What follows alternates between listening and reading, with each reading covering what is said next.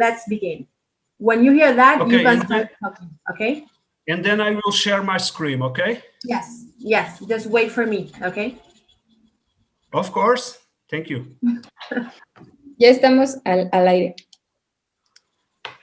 So welcome everybody for another international panel that we are having today. This time we are talking to Portugal, and the guest speaker that we are having today here, I am so glad to have him here. His name is Carlos Fulgencio. He is a chartered trainer in environmental sciences and climate change, working with Portugal's Order of the Engineers and several training institutions in Europe, and associate consultant of the company Blue Sky Capital Group in the United Kingdom also. He's directly involved with the climate affairs and the international climate action organizations for almost a decade.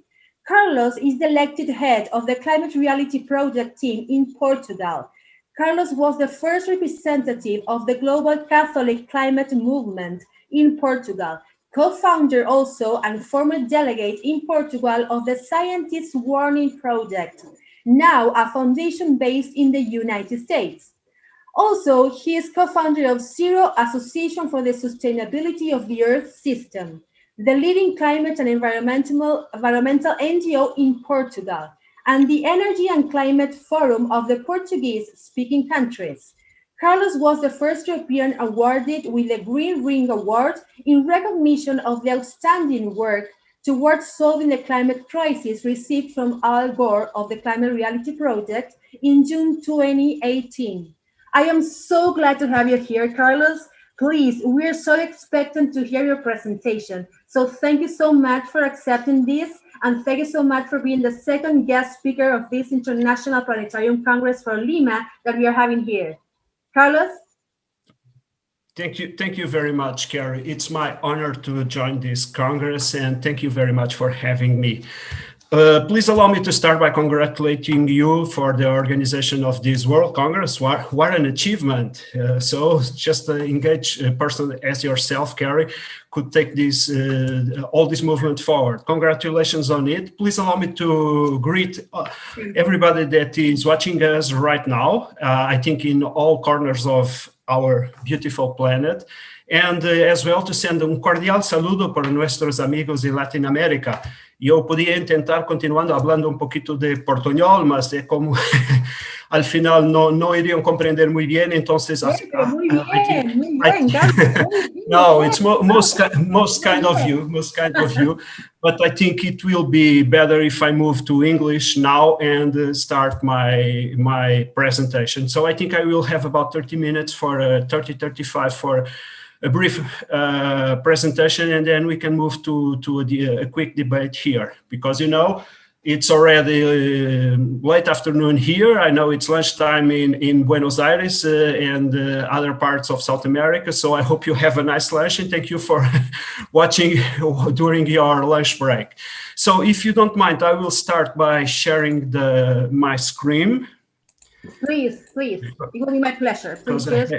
Okay, thank you very much. So can you see it? Yes. Okay, thank you very much. I think this is a quite often question now in our days during the online meetings, is always asking the audience, are you seeing, are you listening? Well, this is what a times we are living in. So, but here from the West Coast of Europe, please allow me to send you the best regards to all our friends there. So the goal here for today is to address the topic of the European Green Deal. I think many of you already heard, and the Europe's quest to be the first climate neutral continent. And I will propose two topics for today. First of all, to address briefly the state of the European Union, the current state of the European Union, because I think this will matter a lot to many of you that are outside Europe and then you don't know how things are here. And then, of course, to address the topic briefly also about the European Green Deal. So when we look at our beautiful continent, from the west coast of Europe into the Ural Mountains, we see many nations, many countries, and we see a continent that is quite diverse. And well, But this diversity, as by the way, the motto of the European Union is joined in diversity, means that there are many things to realize, many things to understand about us here, Europeans, and to see that one thing is the European Union, the other is the continent. So let's move quickly to remember, to recall what in fact is the European Union. I think I must go back here. So the European Union is the most ambitious and successful project of economic and political integration in the history of the international relations. As many of you are aware, the project was born after the Second World War, and it established and strengthened over 6 decades now a community of peace, freedom, democracy, and prosperity among its member states based on a social market economy. I think this is the cornerstone of our European market economy, and ensuring also social protection and the well-being of its citizens. The goals and values of the European Union form its basis and are laid out in the Lisbon Treaty that was signed here in Lisbon in 2007, and are also laid out in the European Charter of Fundamental Human Rights that was proclaimed by the 3 main European bodies, the European Parliament, the European Commission, and the European Council in 2000. So these 2 bodies of law, because I think I'm addressing here a majority of lawyers, are the cornerstones of our legal system in Europe. The Treaty of the European Union, the Lisbon Treaty, and the EU Charter on Fundamental Rights. So, and as I think many people are not aware, in 2012, the European Union was awarded the Nobel Peace Prize for advancing the causes of peace, reconciliation, democracy, and human rights in Europe. So we were recognized by the Nobel Committee itself as a landmark bringing the peace to the world. The European Union values should, and I underline this word, should be common to all the European countries in a society in which inclusion, tolerance, justice, solidarity, and non-discrimination would prevail. The question in our days is to know if they are in fact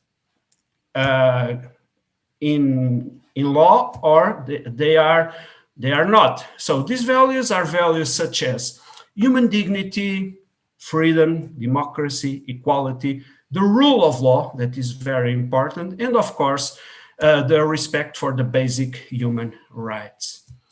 So let's now briefly address the first part, the state of the European Union.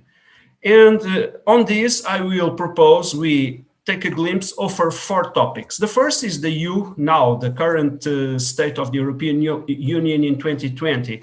Then the Brexit, still unfinished.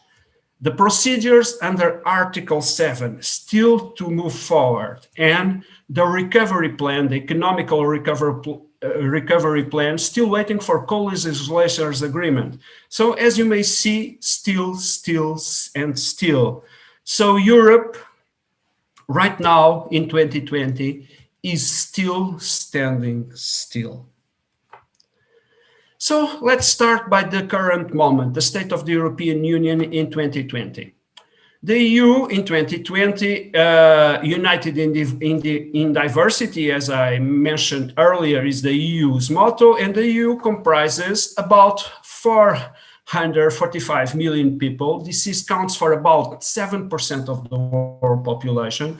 So we have a small percentage of the world population on a very large piece of land, on almost a full continent. We have 27 member states with 24 official languages. So you can see the variety here in our Europe. And when we compare to South America, Mercosur, and the other spaces of integration, where you have just 1 or 2 official language, over here we have 24 in 27 member states. 19 of those member states So 19 out of 27 have the euro as their official currency. It's the so-called Eurozone. The others don't. And as well, 22 out of 27 member states are members of the Schengen Free Border Area. So the Schengen Free Border Area sets forward a free area where people and goods can freely circulate. By the way, the Schengen Agreement is just about people. The goods is about the common market. So the European Union economy, just a few figures for you to realize the economical importance of the European Union. So EU's GDP, gross domestic product, in 2017 was about 15.3 trillion euros, one of the largest in the world. But the main trade is made inside the EU area. So about 64, it's domestic trade.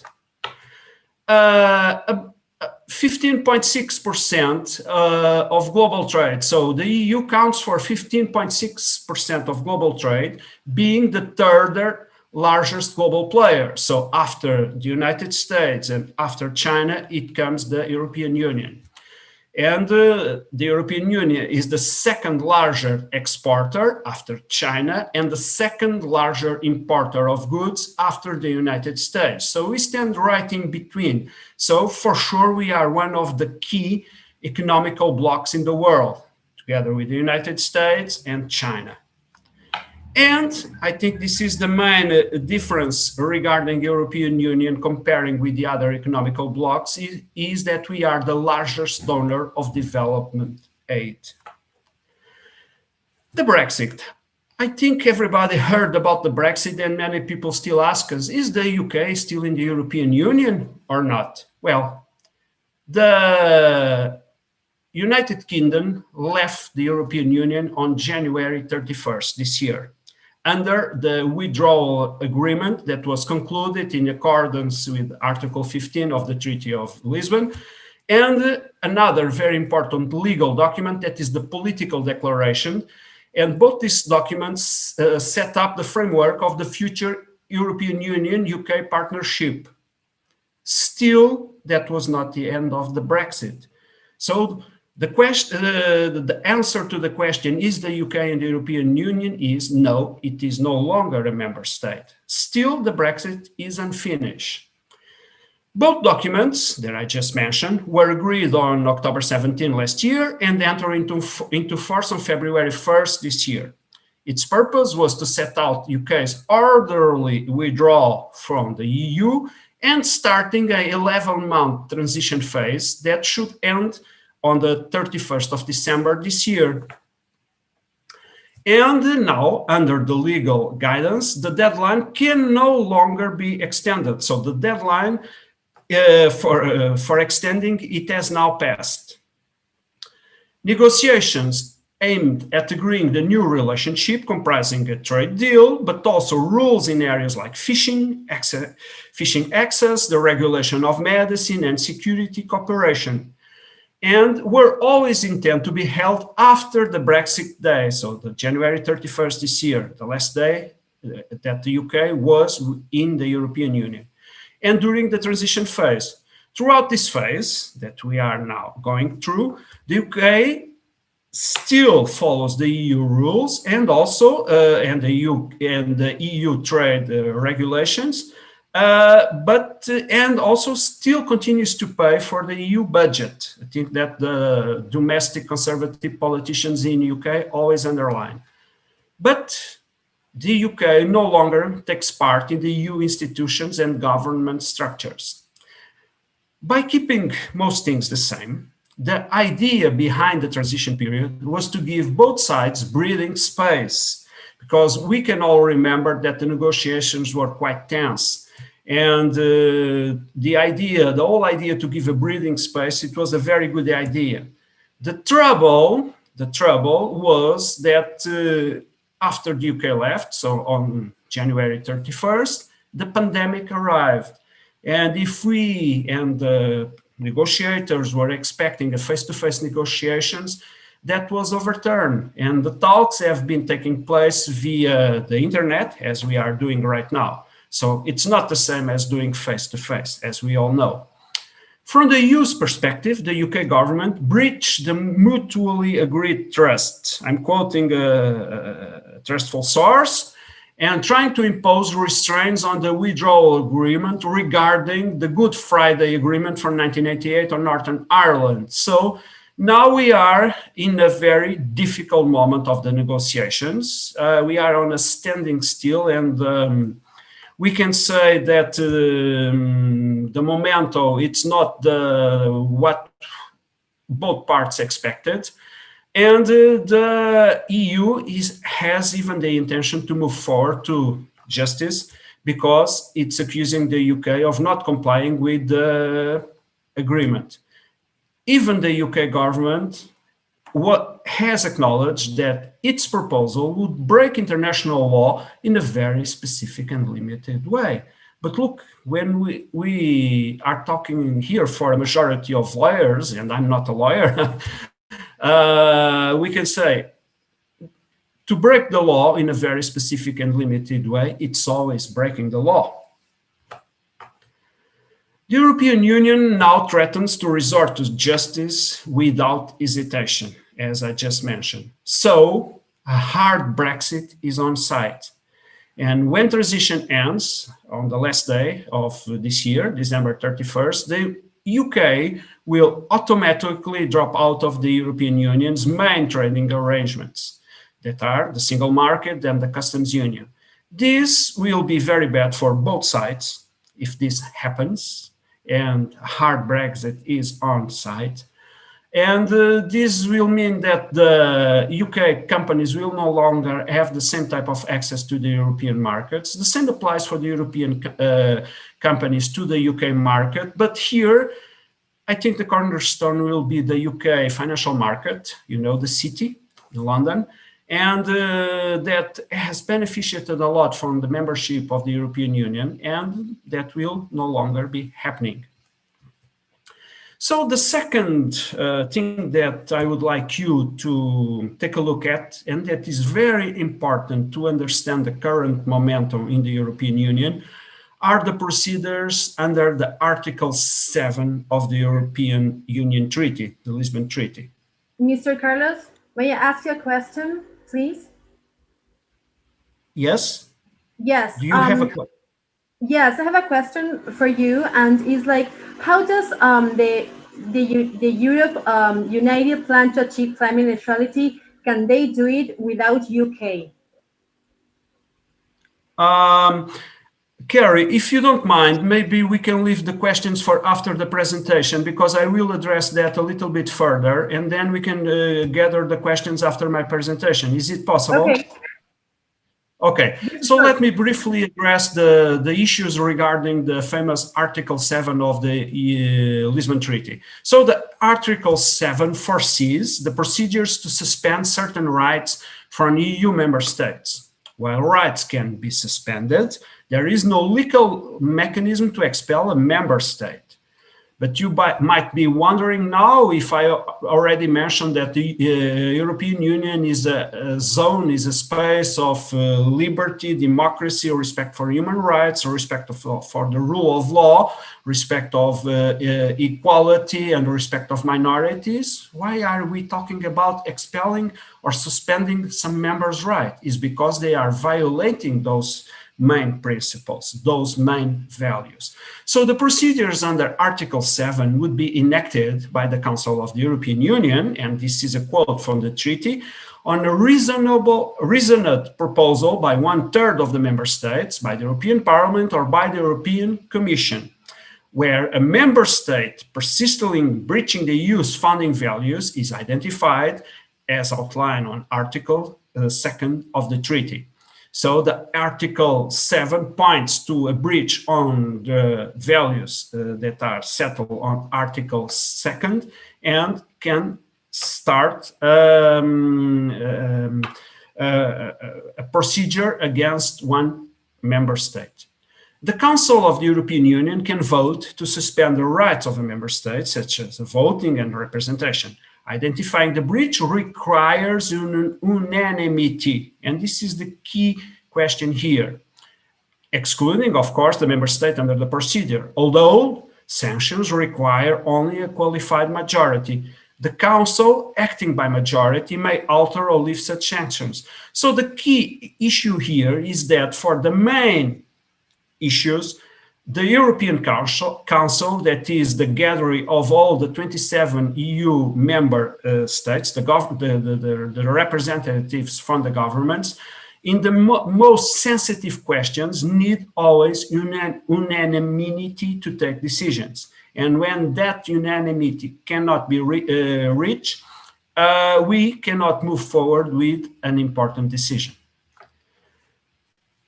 Why call the procedures under Article 7 right now? This is very important because there are serious and recurrent breaches to the EU's founding values as outlined on Article 2 of the treaty by some member states from the Visegrad Group, namely by 2 of those 4 countries, Poland and Hungary. On December 2017, the European Commission launched already proceedings against Poland under Article 7. And the key argument was, despite efforts for a constructive dialogue for over 2 years, we have concluded, so this is an official statement from the European Commission, we have concluded that there is a clear risk of serious breach of the rule of law in Poland. We therefore propose to the EU Council to adopt a decision under Article 7 of the treaty. So this is a move forward by the European Commission itself. The European Commission headed, judicial reforms in Poland mean that the country's judiciary is now under the political control of the ruling majority. In the absence of judicial independence, serious questions are raised about the effective application of the EU law. So this is a very serious breach on the EU values, that is the rule of law. The Polish president, of course, rejected this EU's rhetoric as lies and said its push was driven by political motives. Well, this was about Poland.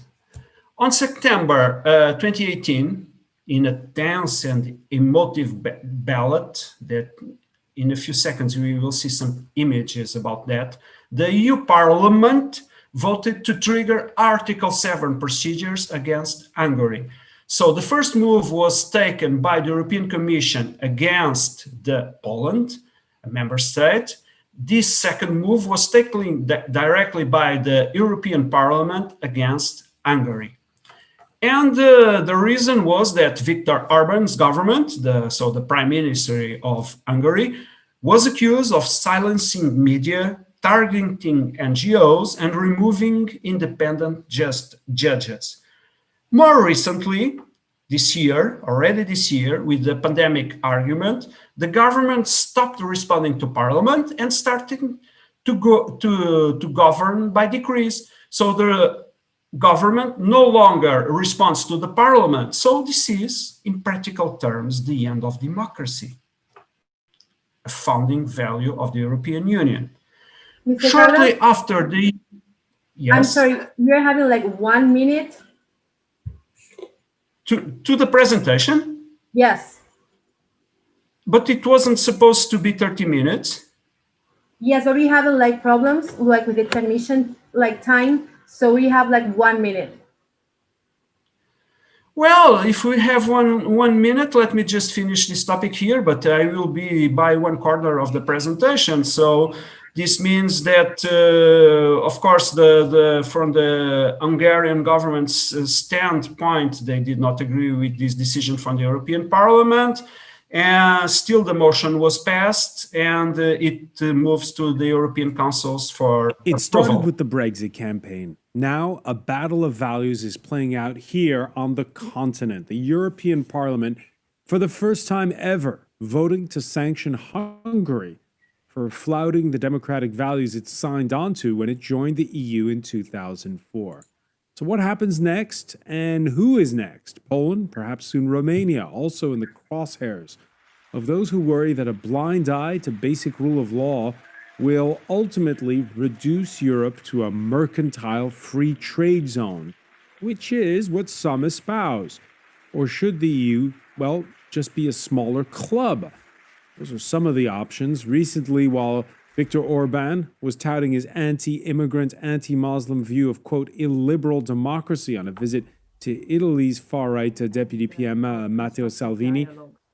Well, this was what happened to regarding the stop of the Article 7. And right now, the presidency of the European Council is taken by Germany, and the German presidency was very clear about this. The German's Minister of State for Europe, Michael Rutte, said early this year on the start of the presidency that the priorities of the German presidency were the rule of law, to assign the budgetary funds under the fulfillment of the rule of law, and of course start the procedures under Article 7 against those member states who do not comply with the rule of law.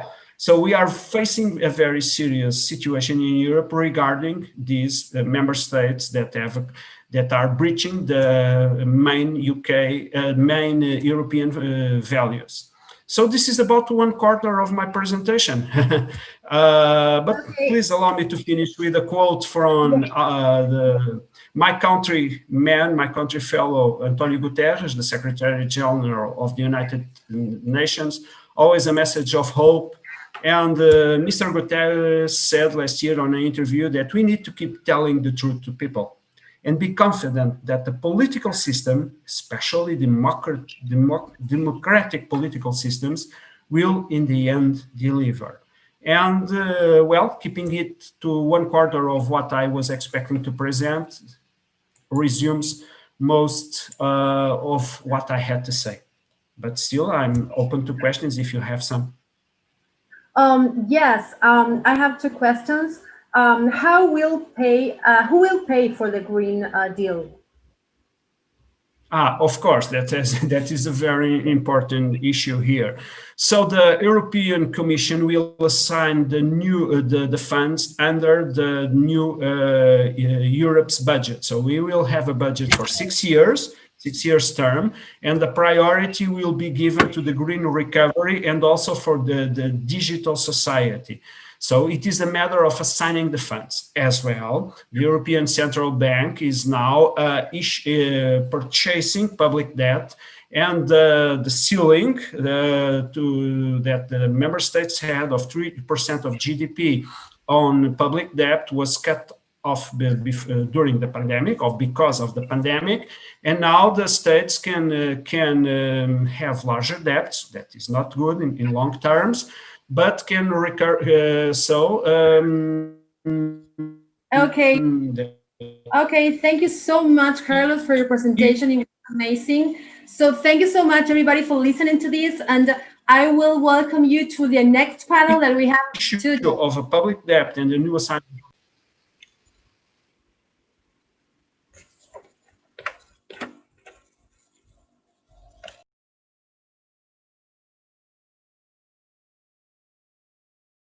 Listo, ya estamos fuera del aire, ya se va a cerrar.